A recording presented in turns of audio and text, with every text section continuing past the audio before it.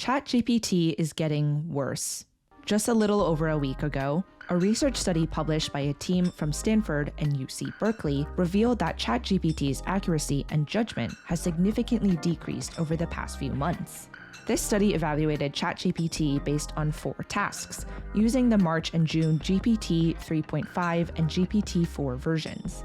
They asked ChatGPT to solve math problems, answer sensitive/dangerous questions, generate code, and do visual reasoning. The results? The March 2023 ChatGPT was able to identify prime numbers with a near 98% accuracy. Just 3 months later, the supposed updated June 2023 version would drop this number down to 3%. A 3% accuracy to determine what a prime number is. The rest of the results were less shocking, but still important to mention. GPT-4 was more hesitant to answer sensitive/dangerous questions than GPT 3.5. The March GPT 3.5 had the least amount of formatting mistakes in code generation, and there weren't any dramatic changes in visual reasoning for all versions. Overall, the updated versions were worse than its earlier predecessors. Since ChatGPT adapts itself to user interactions, this is an example of AI coming to false conclusions based on data that is also purposefully false. The scary thing is, AI can do this too with data that is, on the surface, factually correct. Machine learning bias is a well-documented phenomenon in which AI produces incorrect assumptions or results that reflect actual human bias from the data it's fed. Deep learning, for example, is a method of AI that simulates processing data similar to the human brain. In this process of learning, AI often picks up on human bias in data, leading to some dangerous applications. In 2018, Amazon had to stop using an AI hiring algorithm because it accidentally favored male applicants due to how male-dominated the technology industry is. It saw that in the past 10 years of data it was fed, most of the hired employees were men. Thus, it came to the incorrect conclusion that the best candidate must be male. It would penalize resumes that included women as a descriptor, for example, if someone said that they went to an all-women's college. Male engineers were also more likely to use descriptors such as executed and captured. Thus, the AI would favor resumes with the aforementioned wording. This isn't something that started appearing in the past decade either. All the way back in 1988 in the UK, a British medical school was using a computer program to determine which applicants should be invited back for an interview. The school was found guilty of discrimination against women and people with non-European names. Exactly like the case with Amazon's hiring algorithm, this computer program's bias came from the data it was fed harboring real human bias.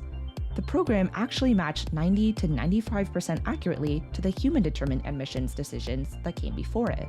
Which leads us to the lesson from all of this. AI bias isn't embedded, it's learned.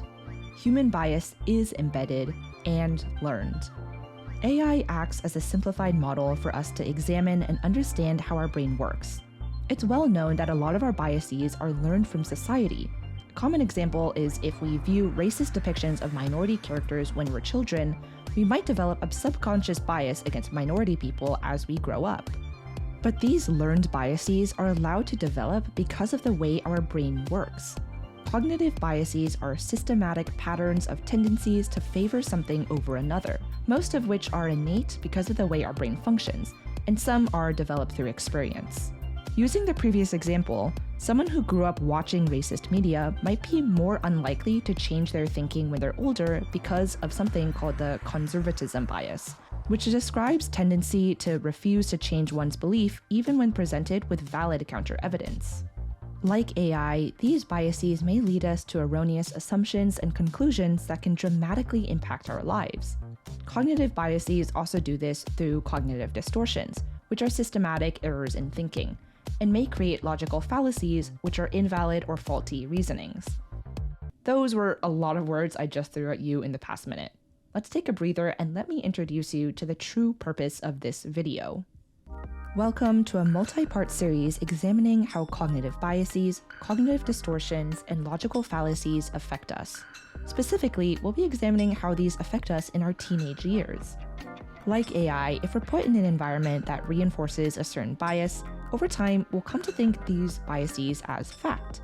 Most of this learning happens in our teenage years with the development of the prefrontal cortex, a part of the brain that controls our emotions, impulses, and attention.